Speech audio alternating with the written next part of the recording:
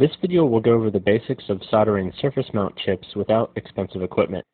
We're going to show how to solder a 603 resistor, a PLCC, a 44-pin QFP, and a 208-pin fine-pitch QFP.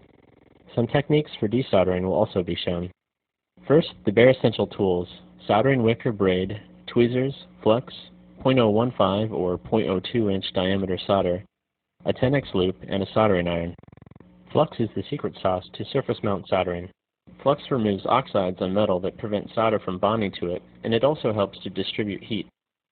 During typical through-hole soldering, all the flux you need is contained in the solder wire. When the solder wire touches a joint, the flux flows out and cleans the joint. However, in surface mount soldering, and this may seem like a mortal sin, oftentimes solder is melted on the iron and then carried over to the joint. During this time, the flux boils off and becomes useless, so additional flux is needed at the connection. A good rule of thumb is that extra flux is needed only if flux cord solder isn't being melted directly onto the joint. Here are a variety of different applicators that will be demonstrated: a bottle with a small needle, a flux pen, a brush, and paste flux. A stereo zoom microscope with 30x magnification is nice, but you can get by with decent lighting and a 10x loop to check your work, even on 0.5 mm pitch. A lighted magnifying glass on a boom is also helpful. As for a soldering iron and tip, a lot of this comes down to personal preference. I recommend getting a temperature-controlled soldering station with at least 50 watts and a 1/32 inch chisel or screwdriver-shaped tip. I don't recommend smaller tips because it's hard to hold any solder at the very end of the tip, and this is the key to some of the techniques shown in the video. First, we're going to solder a 603 resistor. 603 refers to the length and width of its shape, 60 thousandths by 30 thousandths of an inch. The resistive element is the colored side and should face up to help dissipate heat. First, flux the pads and then apply a small amount of solder to one side. This pre-fluxing may not be necessary if you apply the solder directly from the wire, but on smaller components, it's hard to avoid adding too much solder this way. Touching the pad with a tin tip may provide all the solder you need. Now hold the resistor with tweezers and reheat the tin pad while pressing down gently. The goal is to have the resistor lying flat. Add more flux to the other side, rotate the board, and solder it by touching a lightly tinned tip to the chip and pad. Here's an ideal joint. The solder should form a smooth fillet and look like it's clinging to the metal surfaces. Too much solder can make it hard to tell whether the solder is just sitting on top or is actually bonded with the metals. Next, a PLCC will be installed. As a side note, it's better to solder the larger chips first so that the other components don't get in the way. First, flux the pads. All flux is tacky and will help hold components in place, but paste flux in particular is slightly more effective in this regard. Nudge the component with tweezers until the pins line up on all four sides. Be aware that pin 1 is in the middle of a row on PLCCs, not a corner. Now place a small drop of solder on the end of the iron tip and touch one of the corner pins while holding the chip down.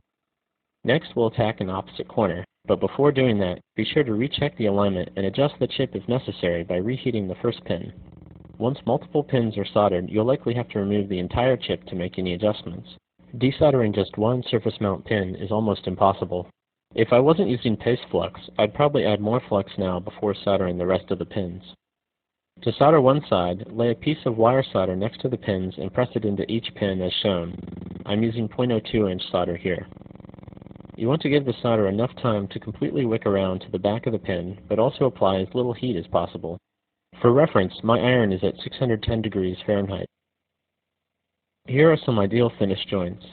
Note how the solder is filled in all the way underneath the pin and smoothly connects to all the surfaces.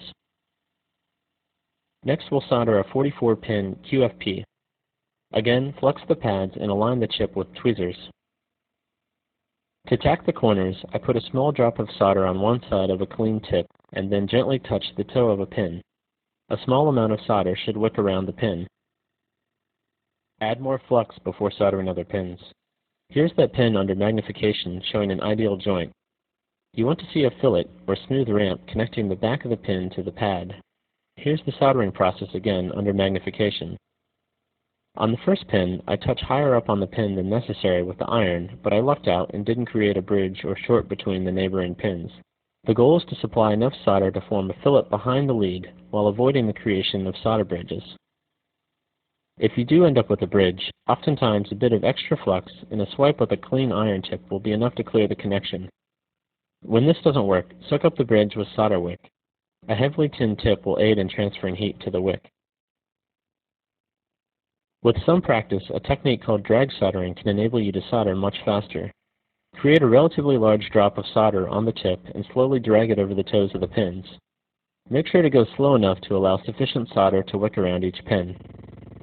For this pitch, 0.8 mm, a loop is useful to ensure enough solder was applied to each pin. Finally, soldering the 208 pin QFP will be demonstrated. I mostly use the same techniques and tools for this pitch as with the previous one. First, flux the pads as usual and align the part. I have more luck with liquid flux than paste flux for this pitch. I'm using a small vacuum placement tool, although tweezers and fingers work too. Just be careful not to bend the leads. And if you do bend a lead, a dental pick or X-Acto knife is useful for straightening it again. Tack a corner by touching the toe of the pin with a small drop of solder. You may want to tack more than just 2 corners with this size of chip. Again, recheck alignment before tacking a second pin. Now add more flux. Proceed with the other pins similarly to the first pin. Again, the goal is to have solder form a small fillet at the back of the pin. I'm soldering this side only using good lighting and no magnification.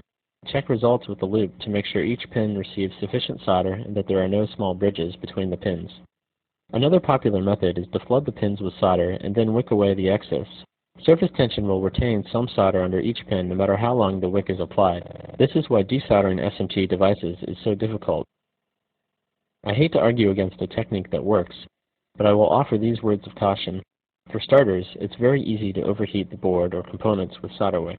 Also, oftentimes part of the wick will freeze while you're pulling on it, and this makes it very easy to accidentally tear off any pads or pins that froze to it.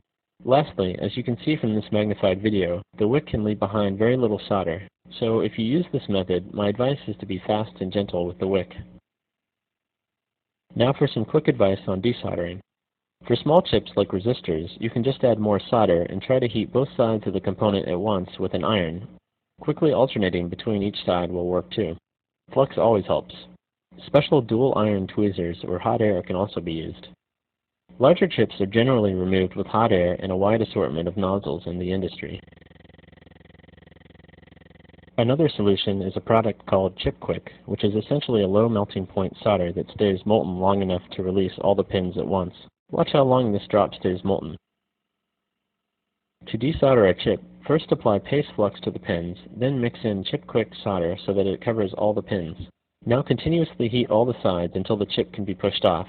You can clean the pads with solder wick, or, as the manufacturer recommends, cotton swabs and lots of flux. One final useful product to mention, smartboards. If you need a quick prototype and don't want to make your own board, these are great. They're also very easy to solder. The traces leading to the chips are actually small troughs pre-filled with solder. The chip leads fit into these to hold it in place. There's even a port in the middle of the chip for bottom-side heat sinks. To install a chip, first flux the sides and then push solder from the edges towards the leads. No extra solder is needed. You will, however, need a tip that will fit into the troughs. I like to use one about half the pitch size of the component. Most of the time, I'd rather just design a board rather than wire up so many connections, but these are great in a pinch. They even have boards for BGAs. More detailed pictures, as well as a guide for hand soldering a QFN package, can be found at curiousinventor.com/SMT. Corrections are appreciated and can also be left at that address.